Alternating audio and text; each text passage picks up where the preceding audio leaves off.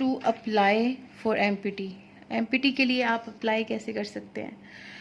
तो एमपीटी के लिए सबसे पहले तो आपको चाहिए एक चालान फॉर्म। ठीक है, चालान फॉर्म जिन दिनों में एमपीटी अनाउंस होता है तो फेसबुक के डिफरेंट ग्रुप्स में, आपको व्हाट्सएप के ग्रुप्स में चालान फॉर्म मिल जाता है। अगर आपको कहीं से नहीं मिलता तो आप एफपीएससी की वेबसाइट से चालान फॉर्म जाके डाउनलोड कर सकते हैं। ये चालान फॉर्म जो है ये इधर आप डाउनलोड कर सकते हैं। उसके बाद चालान फॉर्म में जो है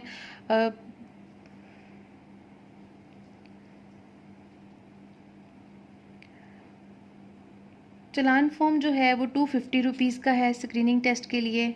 ठीक है, आपने जब जाना है, आपने अपनी जहाँ भी आप रहते हैं, जिस एरिया में भी हैं, वहाँ के नेशनल बैंक ऑफ पाकिस्तान में आपने जाके 250 रुपीज़ का ये चालान फॉर्म है, ये आपने सबमिट करवाना है। ऐसा कोई भी चालान फॉर्म नहीं है जो बैंक में पहले से मौजूद होगा या वहाँ से जो लेके नॉर्मली सबमिट होता है, वैसा कुछ नहीं है।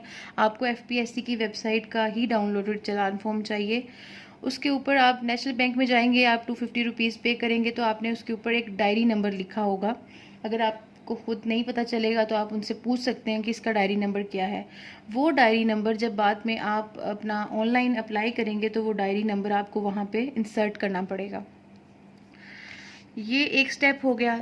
अब आपके पास चालान फॉर्म आ गया, आपने डाउनलोड कर लिया, आपने उसकी फ़ी पे कर दी, आपके पास डायरी नंबर आ गया।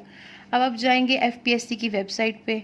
एफपीएससी की वेबसाइट पे जाएंगे आप और वहाँ पे आपको बहुत सारे ऑप्शंस मिलेंगे। लाइक आपको एमपीटी के लिए ढूंढना पड़ेगा, जो नए एफपीएससी के आए होते हैं, एड्स आई होती हैं, उसमें आप जाके देखेंगे, या फिर आप सीएसएस क्लिक करेंगे तो आप वहाँ पे उसके बाद आप एफपीएससी की जब वेबसाइट पे जाएंगे तो वहाँ पे आपको ऑप्शन नज़र आएगा क्रिएट प्रोफाइल। ठीक है, क्रिएट प्रोफाइल का जो ऑप्शन है,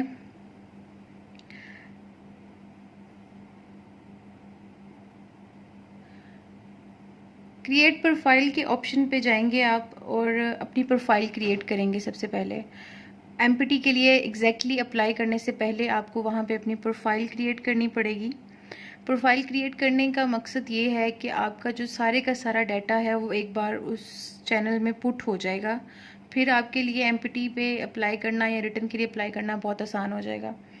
तो प्रोफाइल जो है उसमें आप अपनी जितनी भी आपकी क्रीडेंशियल्स हैं, आपकी डिग्रीज़ हैं, आपकी सीएनआईसी हैं, आपके एड्रेस हैं, जितनी भी चीज़ें हैं, आपके फ़ोन नंबर हैं, आपके डोमिसाइल कहाँ का है, जितनी भी आपकी इन्फॉर्मेशन है अब तक की, वो सारी जो है उसमें रिक्वायर होगी और आप उसमें पुट करेंगे। यहाँ पे बहुत सारे लोग जो हैं वो सवाल करते हैं कि जब प्रोफाइल बना रहे हैं तो क्या हमें मैट्रिक का, एफएससी का भी वहाँ पे पुट करना चाहिए या सिर्फ अपनी ग्रेजुएशन की डिग्री या मास्टर्स की डिग्री का पुट करना चाहिए?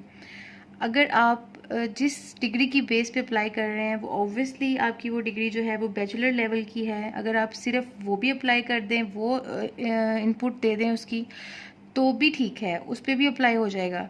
लेकिन अगर आप कुछ भी एक्स्ट्रा डालना चाहें तो आप मैट्रिक की और जो है अपनी एफएससी की डाल सकते हैं इंफॉर्मेशन। इसके अलावा जो है आप जब प्रोफाइल बना लेंगे तो आप उसको एक दफ़ा रीचेक ज़रूर करें, ताकि जितनी भी उसमें मिस्टेक, अक्सर ऐसे होता है प्रोफाइल में मिस्टेक आ जाती हैं। इसके अलावा एक प्रॉब्लम आती है प्रोफाइल बनाते हुए, अक्सर लोग कहते हैं कि हमने अपनी सीजीपीए डाली है तो वो सीजीपीए इनपुट में आ नहीं रही। अगर कोई मसला नहीं, अगर आपकी सीजीपीए इनपुट में नहीं आ रही, आप अपना ग्रेड सीजीपीए के लिहाज से देख लें, आपका क्या ग्रेड बन रहा है, आपकी डिवीजन क्या बन रही है, तो आप वो पुट कर दें इसके अंदर। तो वो इतना बिग इशू नहीं होता उसके लिए। बस आप एलिजिबल हैं, आपको पता है कि आपकी बैचलर की डिग्री है, सेकंड डिवीजन की है, तो आप उसको अप्लाई कर दें। जब आप प्रोफाइल क्रिएट कर देंगे तो वहाँ पे आगे आपको ऑप्शन शो हो जाएगा अप्लाई फॉर एमपीटी। तो आप एमपीटी के लिए जाएं और वहाँ पे जाके अपना ये डायरी नंबर और चालान फॉर्म का नंबर, बैंक और ये आपका जो भी एग्जामिनेशन सेंटर है, जितने भी कोई बड़ी डिस्ट्रिक्ट हैं, लाहौर, फैसलाबाद, इस्लामाबाद, कोयटा वगैरह, मतलब लाइक पूरे पाकिस्तान में सेंटर बनते हैं, आप अपनी मर्ज़ी का सेंटर वहाँ से सिलेक्ट करेंगे। तो इस तरह से आप अप्लाई कर देंगे एमपीटी के लिए। और एंड पे जो आप एप्लीकेशन आप करेंगे अप्लाई, उसका एक प्रिंट व्यू जो है वो आपके पास आ जाएगा, वो आप डाउनलोड कर लें, उसको देख लें।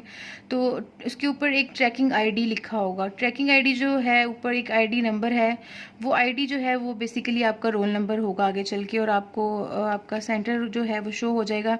तो आपको वो रोल नंबर स्लिप जो है वो आपको पता चल जाएगी। कोई पेपर से कुछ टाइम पहले आप दोबारा एफपीएससी की वेबसाइट पे चेक कर लें।